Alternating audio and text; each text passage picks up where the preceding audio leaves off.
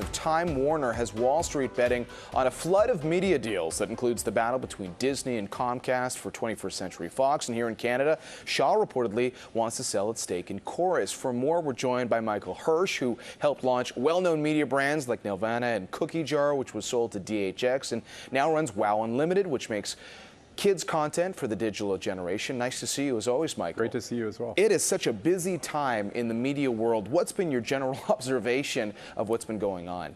Well, frankly, not surprised because all of this is emanating from a lot of disruption. And, you know, when we saw Netflix come in with the first big OTT, over-the-top streaming platform, and the success and growth of YouTube, you know, we've seen viewing patterns change. We've seen millennials who consistently, you know, are moving towards not being people who will take cable and satellite and are building their own sort of digital, you know, programming sources, right? Sure. You know, signing on to individual platforms, going on and watching YouTube. All of that change results in the need for some of the big companies to want to get bigger, and for some of the companies that are big but not so big to want to sell. It was incredible. We sat here, we watched Netflix's valuation in the market exceed that of Disney. I just sometimes wonder, is there more hype in the stock market than reality? I mean, you're in this business every day. You see the numbers of what's happening. Well, I don't think we've seen many companies that have grown at the rate of Netflix.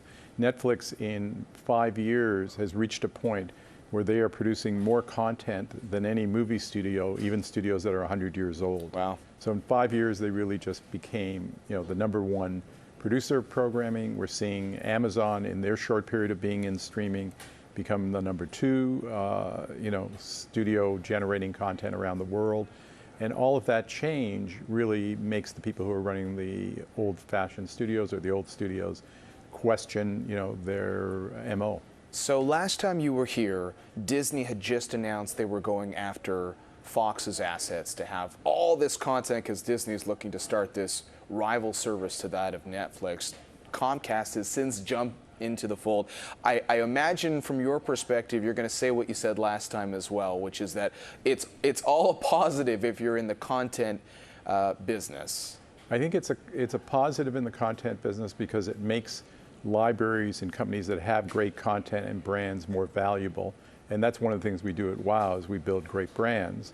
The second thing it does, I think, as the world evolves, is more people are going to be offering offerings. So there's going to be a number of general sort of programming offers looking to compete with Netflix, looking to compete with Amazon, and looking for their piece in the turf. At the same time, what we're going to see is that the consumer is going to pick, you know, maybe 2 of these general interest sort of channels, and I think they'll look for niche offerings, which again is something that we do at WOW, is we build niche offerings that are subscription video on demand offers to, you know, aim at the person who's a fan who loves that type of content. So I think we're going to see the growth of a lot of new services. In some ways, you can liken it to the growth of the magazine industry, which started to focus on, you know, niche offerings and built up quite a big business on that. And how would you compare the landscape in the U.S., and I'm sure you talk to people there all the time about the content that you're creating versus the environment here? We referenced that there was a report recently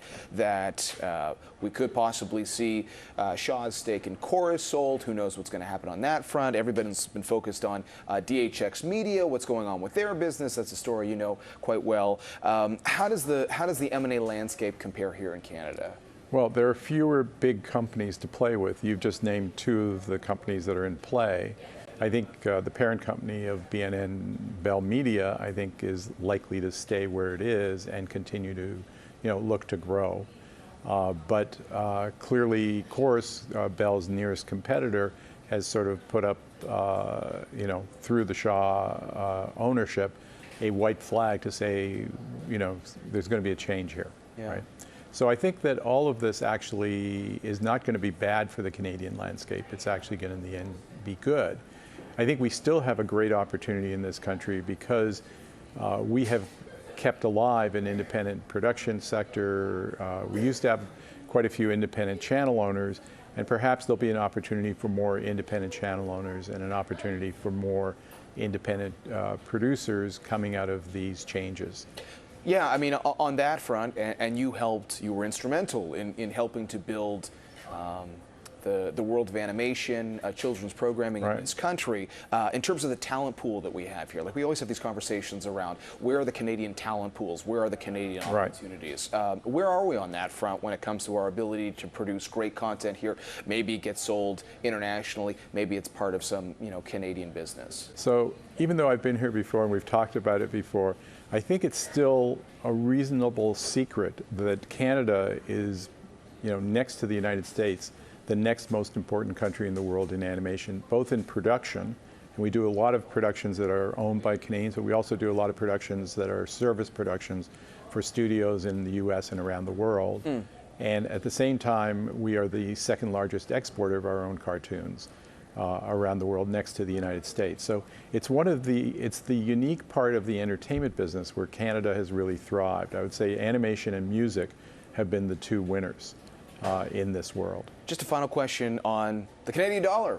I mean, a lot of people are talking about these trade tensions, which seems to be weighing on the loonie. When the Canadian dollar is weaker against the US dollar, is that a help to the industry, or has the industry kind of moved away from having to rely on a weak currency to generate more business? Well, as an exporter of animation, Canada is an exporter of animation, and as an exporter of animation, we benefit from the lower dollar. So it's something that we see the growth of our industry really benefit from that. All right. Good to get your take as always, Michael. Thanks for stopping by. Great, and thanks for having me on. Lots of moving parts. Michael Hirsh with his take on the media landscape.